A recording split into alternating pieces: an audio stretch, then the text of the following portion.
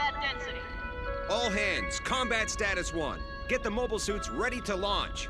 All units, confirm launching order from catapult. Good luck out there, ensign guy.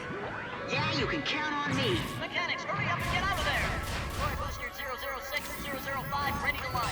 I already told you, I know. Now get back or you'll be blown away. 006, please launch. Sailor 006 launching.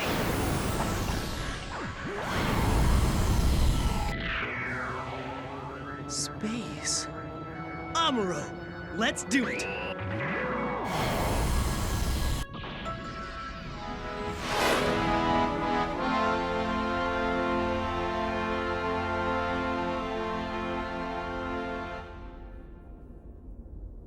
It's not really my style to hang back and hide behind a lady.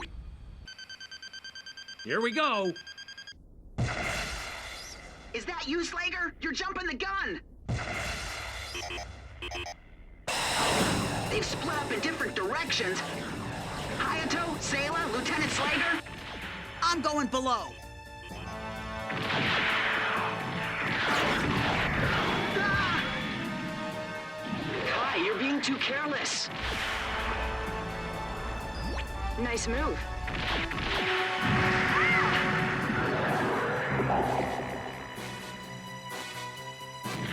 White base, do you copy? I'm coming in for backup.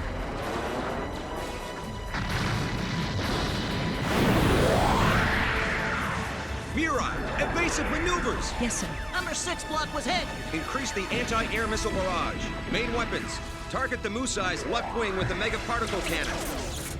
Tell the 2 Rickdoms to fall back. They're in the way of our cannons. We'll use the camel and the Swammel to get the Trojan horse. The Trojan horse is What? I can't hear you. There's no sign of the Gundam, sir. Whose Rickdom is that?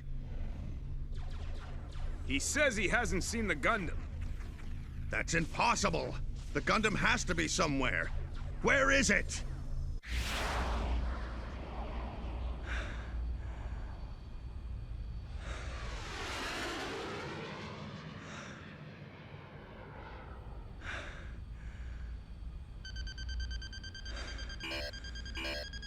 Something's approaching from dead ahead. What? It's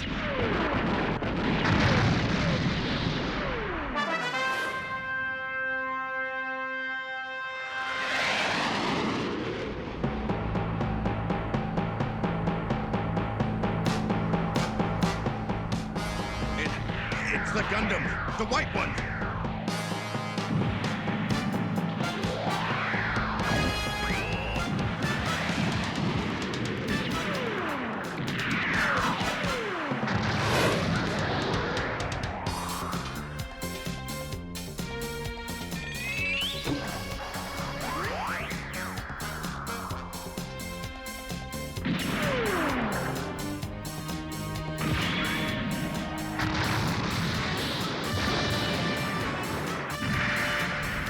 Monster!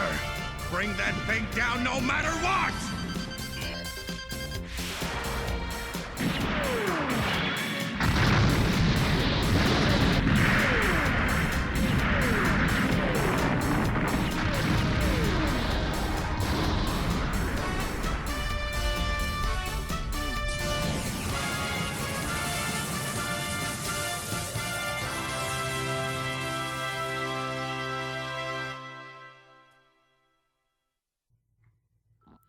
Greetings, ladies and gentlemen, and assuming you haven't completely fallen to the floor, foaming at the mouth, having seen that absolutely bizarre excuse of an Amuro Ray in a pilot suit, this is Mobile Suit Gundam Encounters in Space for the PlayStation 2.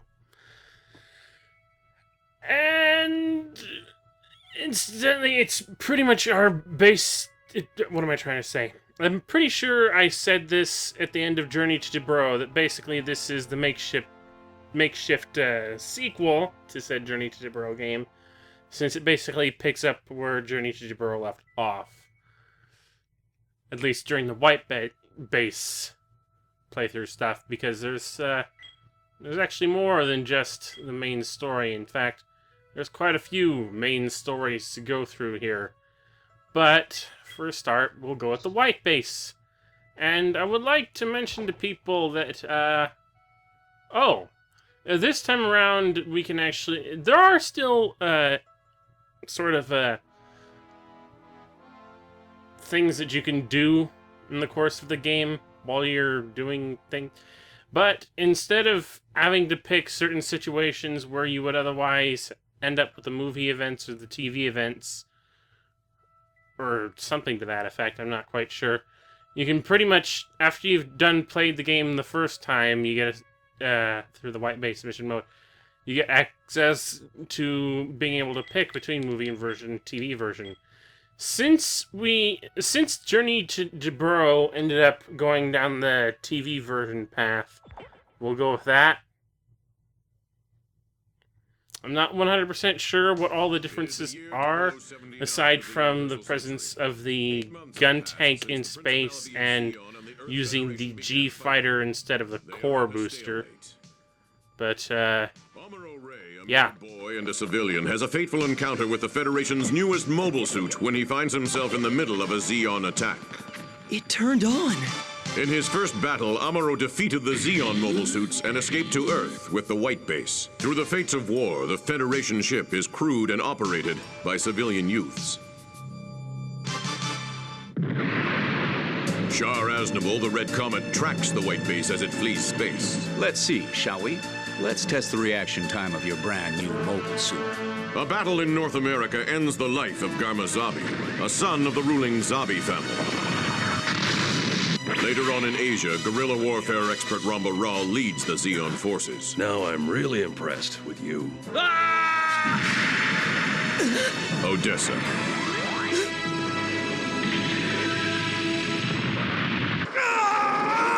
Many comrades fall in battles. Miss Matilda. Miss Matilda. Miss Matilda! Belfast. The Atlantic Ocean. Are you joking? Jaburo.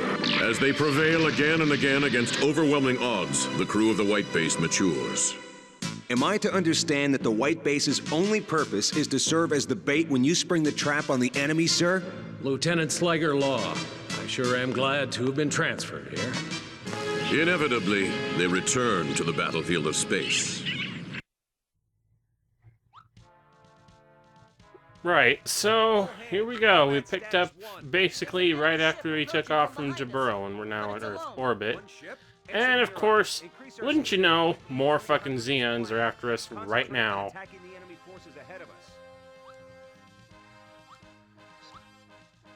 And literally you have absolutely no way during the standard mission modes to select your gear out, what your gear is going to be. The only time you can really do that is during the, well, actually during the non-story mission modes.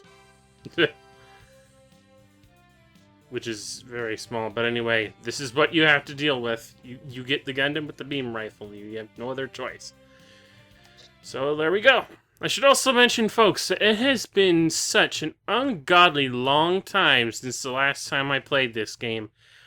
I don't know if I'm going to be able to play it at all. Like, I've almost completely forgotten the control scheme. I did a little test playthrough earlier. But, oh, another benefit this has over Journey to Jaburo is that it's an actual 60 FPS video format, so we can actually see full 60 frames per second. Is that you, Slager? You're jumping the gun. Oh god! Get away! Get away! Get away! Okay, multi-target select. Shoot the Musai in multiple places at once, very fast. Did I see another Rick Dom? Where'd that Rick Dom go? Oh god. Okay, another thing about this game is that a majority of segments of playing this game, you'll end up like on a rail shooter like this, where all you can really do is move your mobile suit around on this plane while you're automatically passing through predetermined rail pathway. Until you hit segments like this, where you have pretty much full 3D control. Gundam, I'm ready to back you up. And I'll be honest, I do like the 3D control at this point a lot better.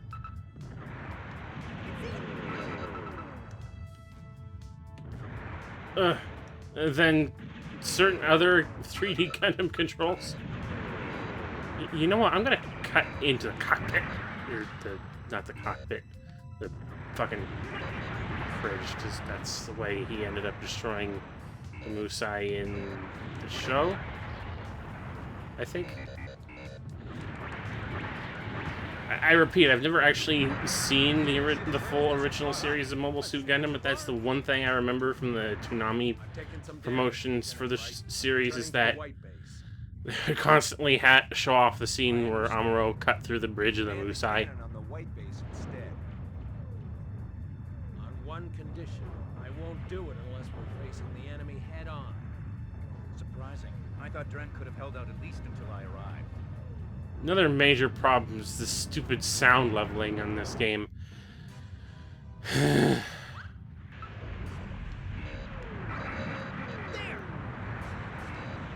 I mean, I've taken the volume for the music down about as low as it can go so that I can actually hear the voices for the most part, but the sound effects still drown out the voices in and of themselves. So you're never gonna hear anything, no matter what. What? Is my big road too fast for you? Your big row isn't even there! What the fuck? It's sharp. I've got a target. Okay. Victim? What? What the fuck's going on here? Okay, fuck you. That's... Let's go, Amuro. That's a first for me, a complete model not loading type of thing.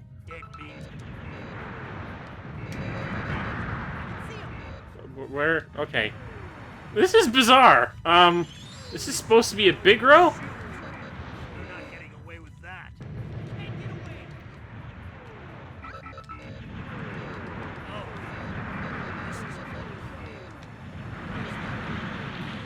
Get away from me, whatever you are! You phantom! This is unprecedented. This is unwarranted.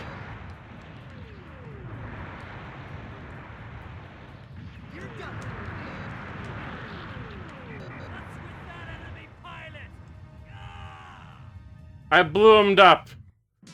The white base makes its way Oh, to that's Side 6, unfortunate. I thought exhausted from battle fatigue. maybe it's a timing thing, I guess, but Char is also headed to after Side that 6. bizarre incident, I'm not sure. Zabi, believing Char to be After... incompetent for failing to protect his I recall during my test playthrough mobile assault force presently based that after you were done beating up that big row, they would send Grobro after me. Rank A. I don't know if that's a good rank, because I can't remember if it goes up to S or not. But I'm going to take it, because Phantom Big Rose. But yeah.